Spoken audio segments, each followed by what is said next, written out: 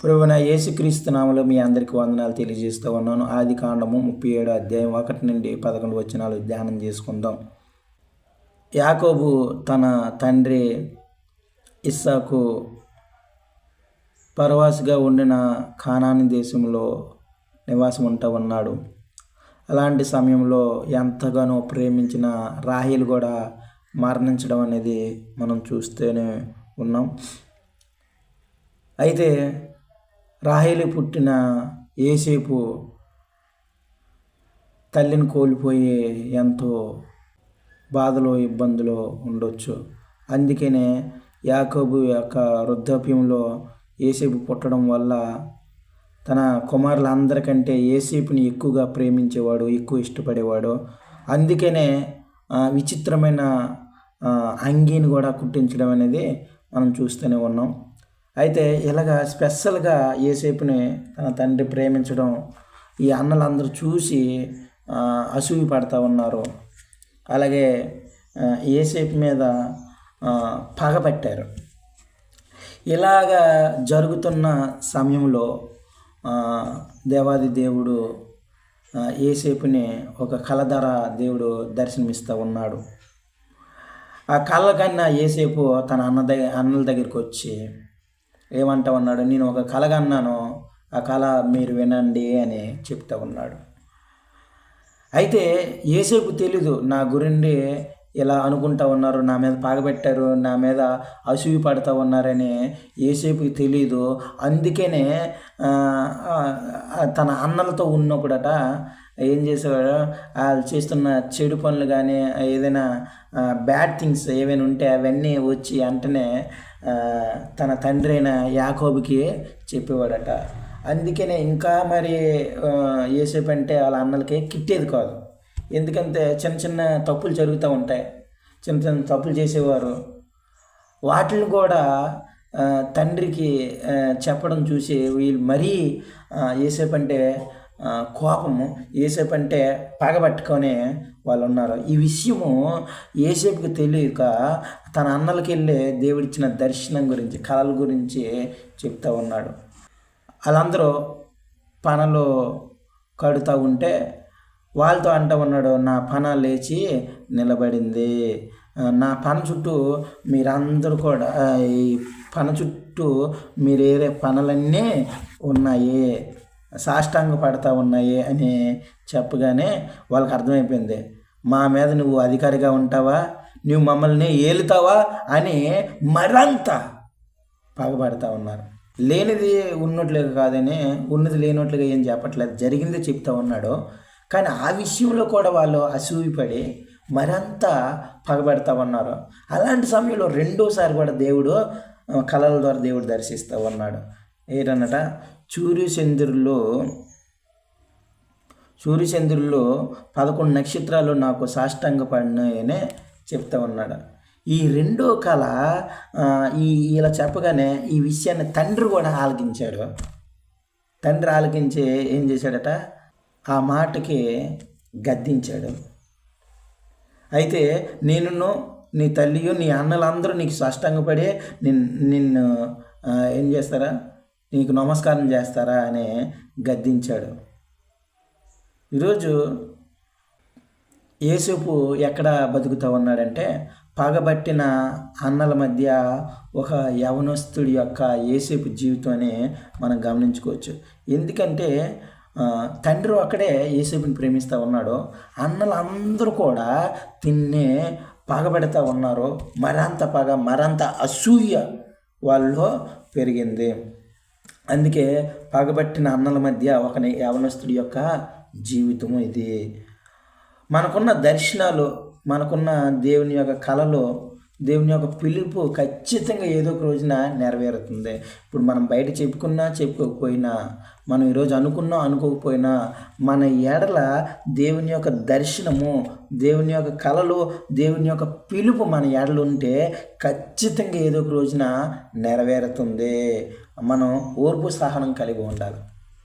దేవుడు మన పట్ల ఒక ప్రణాళిక, ఒక సిద్ధపాటు ఏదైనా ఉంటే ఒక సంకల్పం ఉంటే ఖచ్చితంగా మనం ఏ స్థితిలో ఉన్నా సరే, మనం ఎలాగున్నా సరే, దేవునికి అనుకూలంగా ఉన్నా అనుకూలంగా లేకపోయినా, మన పరిస్థితి బాగున్నా బాగోపోయినా, మనం ఆరోగ్యంగా ఉన్నా అనారోగ్యంగా ఉన్నా, మనం అనుకున్నది జరిగినా జరగకపోయినా, నువ్వు విజయంలో ఉన్నా అపజయంలో ఉన్నా, నువ్వు ఎలా ఉన్నా సరే, దేవుడు ఒకవేళ నిన్ను పిలిస్తే, దేవుడు ఒకవేళ నిన్ను దర్శిస్తే, దేవుడు ఒకవేళ దేవుడు కళల ద్వారా మనల్ని దర్శించినట్లయితే, మాట్లాడినట్లయితే, ఖచ్చితంగా మనల్ని దేవుడు ఏదో ఒక రోజున వాడుకోబోతా ఉన్నాడు. మనల్ని పిలిచిన దేవుడు నమ్మదగిన దేవుడు. ఆయనకి సమస్తం సాధ్యము. మనల్ని ఎలా వాడుకోవాలో, ఎట్టి రీతిగా వాడుకోవాలో, ఎలాంటి సమయంలో వాడుకోవాలో దేవునికి సమస్తము తెలుసు. నేను ఆరోగ్యంగా ఉన్నప్పుడు వాడుకో ప్రభువా, నేను ధనం ఉన్నప్పుడే వాడుకో ప్రభువా, నేను బాగా చదువుతున్నప్పుడు వాడుకో ప్రభువా అనడానికి లేదు. చెప్పలేం. దేవుడు ఎలాగైనా ఎవరినైనా వాడుకోగలడు. మనం అపజయంలోకి వెళ్ళినా, కష్టంలోకి వెళ్ళినా, నష్టంలోకి వెళ్ళినా, నిరాశలో ఉన్నా సరే, మనలో ఉన్న దేవుని యొక్క దర్శనం, దేవుని యొక్క కళ ఎప్పటికీ మారదు. ఆ దేవాది దేవుడే మనల్ని దర్శించిన విధము, దర్శించిన ఆ కళ, ఆ అజ్జీలు, ప్యాషను ఎప్పటికీ చావదు. దేవుడు ఎలా అయినా మన ద్వారా చేయాలని అనుకుంటే ఖచ్చితంగా మన ద్వారానే చేయాలని దేవుడు కోరుకుంటూ ఉన్నాడు. నీకు జ్ఞానం ఉన్నా జ్ఞానం లేకపోయినా, నువ్వు అవునన్నా కాదన్నా, నువ్వు రెడీ ఉన్నా రెడీ లేకపోయినా, నీ ద్వారా దేవుడు కార్యం చేయాలనుకుంటే ఖచ్చితంగా నీ ద్వారానే చేస్తాడు. అబ్రాహాం ముసలోడే, కానీ అబ్రాహాం ద్వారానే ఇస్సాకుని కన్నాడు. అపోస్తలుడైన పౌలుకి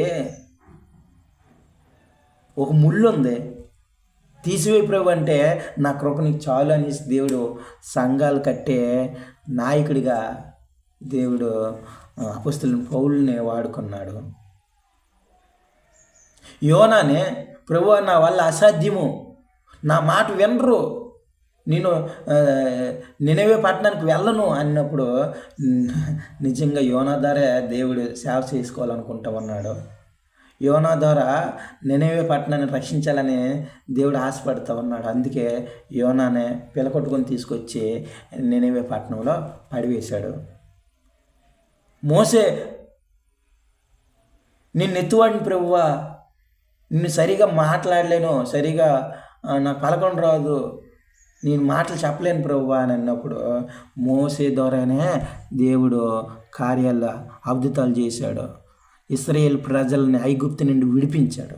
ఈరోజు మనం ఎలాంటి స్థితిలో ఉన్నా సరే, దేవాది దేవుడు మనల్ని వాడుకోవడానికి ఆయన సిద్ధంగా ఉన్నాడు.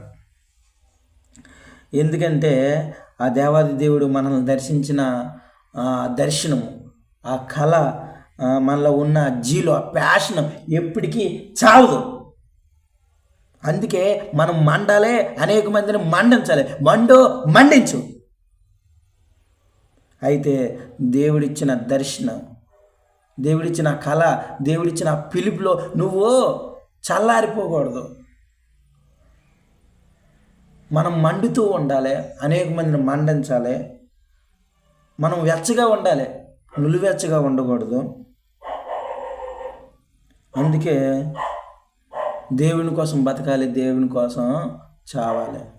దేవుని సువార్త కోసం మనం బతకాలి, దేవుని సువార్త కోసం మనం చావాలి. Live for God, live for gospel.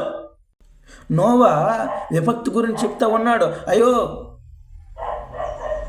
మరి కొద్ది రోజుల్లో తుఫాన్ రాబోతా ఉంది, ఈ దేశాన్ని, ఈ గ్రామాన్ని ముంచివేయబోతూ ఉంది. ఈ విపత్తు నుండి తప్పించుకోవాలంటే ఈ పడవలోనికి, ఈ వాడలోనికి ప్రవేశించండి పిలిపిస్తే వాళ్ళందరూ వేలం చేశారట, వాళ్ళందరూ ఎటకారం చేశారు. ఎవరైతే దేవుని యొక్క మాటని నమ్మి నశించు దాన్ని వెతుకు రక్షించుటకు ఆయన ఈ లోకానికి వచ్చాడని ఎవరైతే నమ్ముతారో, ఎవరైతే విశ్వసిస్తారో, వాళ్ళు, ఎవరైతే పడవలోకి, ఎవరైతే వాడలోనికి ప్రవేశించారో వాళ్ళు మాత్రమే రక్షింపబడ్డారు. మిగిలిన వారు అందరూ కూడా ఆ విపత్తులో నశించిపోయారు, నాశనం అయిపోయారు. ఈరోజు నమ్మే బాప్తిసం పొందినవాడు రక్షింపబడును, నమ్మని వానికి శిక్ష విధింపబడును అని చెప్పబడుతూ ఉంది కదా. యేసుక్రీస్తు వారు నశించి దాన్ని వెతికి రక్షించుటకు ఈ లోకానికి యేసుక్రీస్తు వారు వచ్చి ఉన్నారు. ఎవరైతే ఆయన యందు విశ్వాసం ఉంచి ఆయనే మన దేవుడు, ఆయనే రక్షకుడు, ఆయన ద్వారానే మన పరలోక రాజ్యం ఉందని ఎవరైతే విశ్వాసంతో ముందుకు వెళ్తారో, అంతం వరకు సహించి నిలబడతారో దేవుని కోసం, ఎవరైతే వాళ్ళు దేవుడిచ్చిన దర్శనాన్ని కాపాడుకొని ముందుకి నడిపిస్తారో, ఎవరైతే దేవుడిచ్చిన కళని, దేవుడిచ్చిన ఆ పిలుపుని పట్టుకొని దేవుని కోసం ముందుకు వెళ్తారో వాళ్ళు మాత్రమే రక్షింపబడతారు. ఎవరు కూడా దేవుని దగ్గర అతిథులు కాదు. దేవుని దృష్టిలో అందరము సమానమే. స్పెసిఫిక్గా ఎవరినైతే దేవుడు పిలుస్తూ ఉన్నాడో, స్పెసిఫిక్గా ఎవరినైతే దర్శిస్తూ ఉన్నాడో, దేవుడు ఎవరి ద్వారా, ఎవరికైతే కళల ద్వారా దేవుడు మాట్లాడుతూ ఉన్నాడో ఖచ్చితంగా వాళ్ళనే ఏదో ఒక రోజున గొప్ప సాధనంగా, దేవునికి ఇష్టానుగా, దేవుని చిత్తానుసారంగా గొప్ప సాధనంగా ఈ ప్రపంచానికి తెలియజేసేవాడిగా, గ్రామానికి తెలియజేసేవాడిగా, సంఘానికి తెలియజేసేవాడిగా, ప్రజలు ఎదట నిన్ను గొప్ప సాధనంగా వాడుకోబోతూ ఉన్నాడనే దేవుడు ఈరోజు నీతో, నాతో, మనతో మాట్లాడుతూ ఉన్నాడు. దేవుడి దర్శనం నీకుందా? దేవుని పిలుపు మనకుందా? దేవుని యొక్క కళలు మనకున్నాయా? ఆ ప్యాషన్ దేవుని కోసం బతకాలని, దేవుని సేవ చేయాలని, దేవుని కొరకు నేను ఏదో ఒకటి చేయాలి, ముందుగా రక్షింపబడిన నేను, ముందుగా దేవుని తెలుసుకున్న నేను, పరలోక రాజ్యానికి వారసునగు నేను అనేక మందికి సువార్త ప్రకటించాలి, అనేక మందిని దేవుళ్ళలోనికి తీసుకొని రావాలి, నరకాన్ని తగ్గించి పరలోకాన్ని రెట్టింపు చేయాలని ఎవరికైతే ఆశ ఉంటుందో, ఎవరైతే దేవుని కోసం బతకాలని, ఎవరైతే దేవుని కోసం నిలబడాలని అనుకుంటారో వాళ్ళు ఖచ్చితంగా నిలబడితే కార్యాలు చూస్తారు. మోసే సాగులు చెప్పాడు, దేవుడు విడిచిపెట్టలే. యోనా సాగు చెప్పాడు, భయపడ్డాడు, కానీ దేవుడు విడిచిపెట్టలే, వదలలేదు. నీ జీలో నీకున్న ప్యాషన్ సాగకూడదు. ఈ లోకాన్ని చూసి నువ్వు భయపడడానికి ఎంత మాత్రం వీలు లేదు. బతికితే క్రీస్తు, చావిత లాభం అనేట్టుగా live for God, live for gospel. ఎవరైతే అట్టి రీతిగా బతుకుతారో వాళ్ళు నిజమైన సేవ చేయగలరు. దర్శనం లేకుండా సేవ చేయడం వృధా.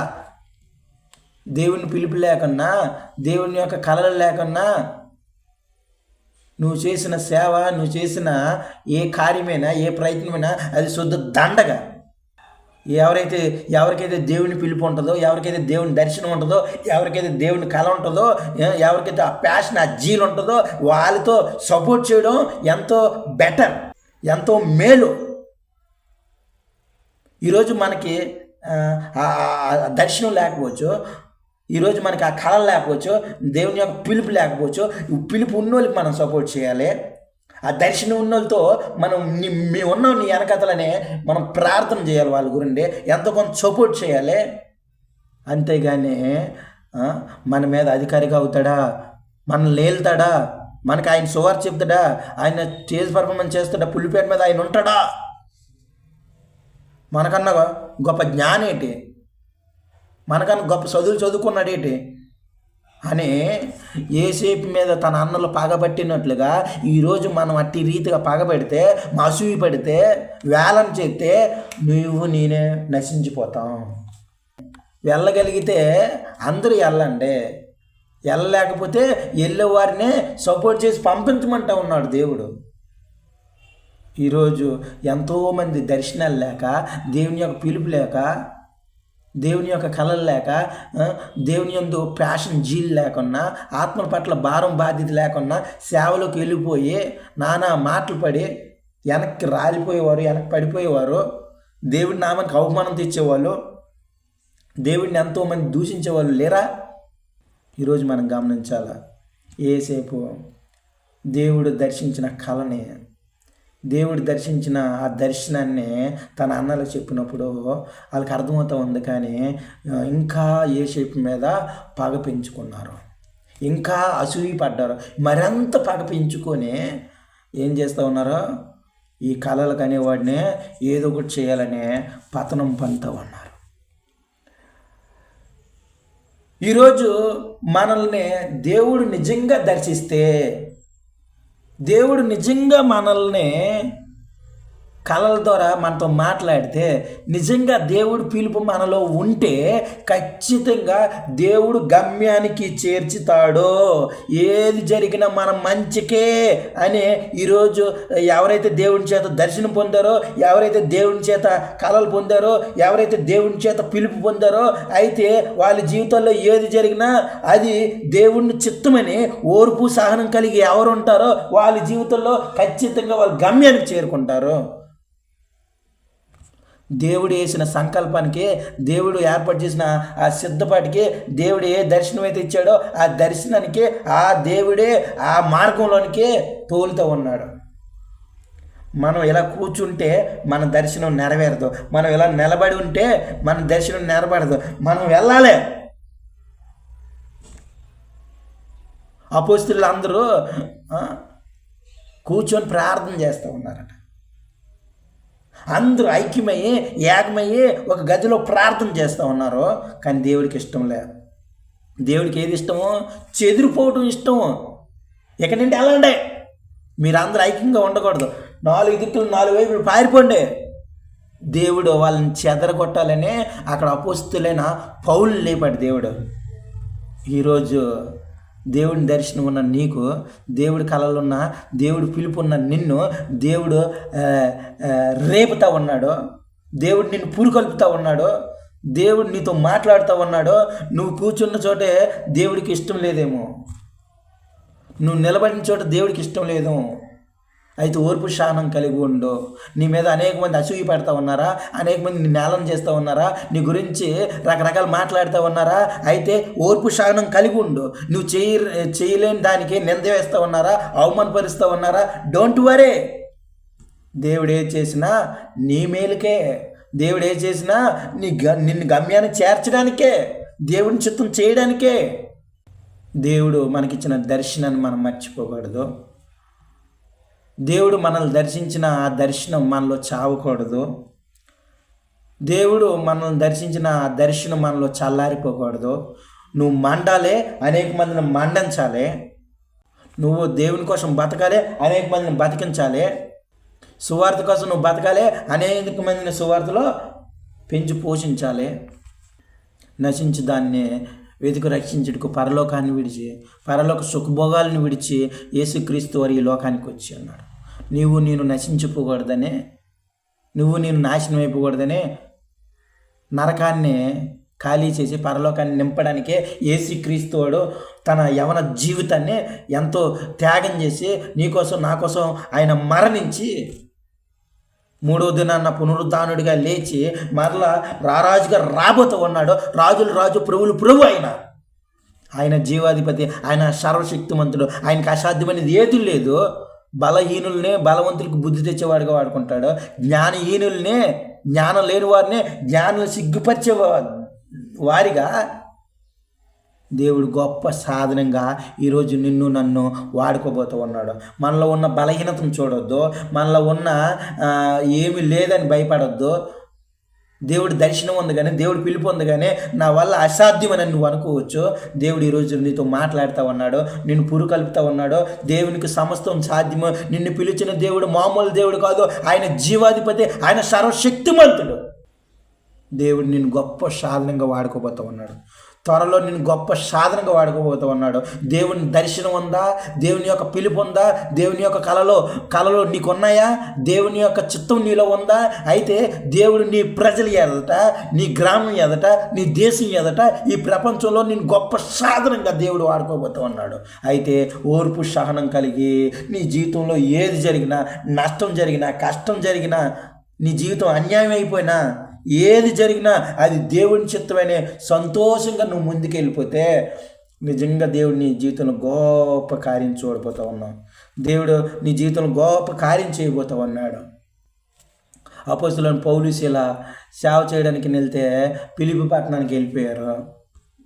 వెళ్ళిపోగానే అక్కడ దేవుని చిత్తం ఏంటి? చెరసాల్లోకి వెళ్ళాలా, చెరసాల్లోకి వెళ్ళి వీళ్ళు ఏం చేయాలా? దెబ్బలు తినాలా, చెరసాల్లోకి వెళ్ళి తిప్పలు పడాలా.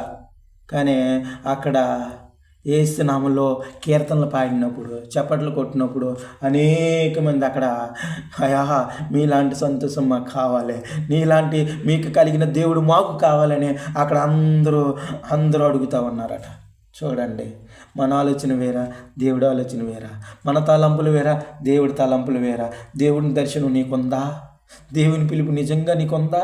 అయితే దేవుని కోసం నిలబడు, దేవుని కోసం నువ్వు నిలబడు. దేవుడు ఖచ్చితంగా మన జీవితాల్లో కార్యం చేయబోతూ ఉన్నాడు. దేవుడు మన జీవితంలో గొప్ప అద్భుతం చేయబోతూ ఉన్నాడు. త్వరలో నిన్ను గొప్ప సాధనంగా వాడుకోబోతూ ఉన్నాడు.